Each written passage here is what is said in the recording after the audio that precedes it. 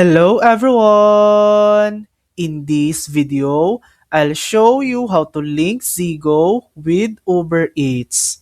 First, open the Zigo delivery app, tap on Work Providers, then select Add Work Providers. From the list, choose Uber Eats and accept the terms and conditions. Tap Agree, then Add. Next, tap Account Not Linked and select Link Account.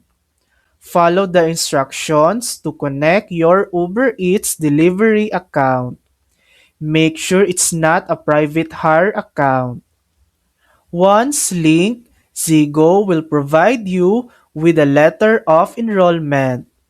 Remember, if you don't work a shift with the link provider for 30 days, you'll need to relink and download a new letter.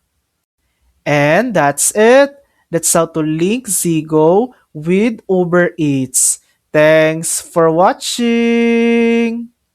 If this video helped you, please like and subscribe for more helpful tutorials.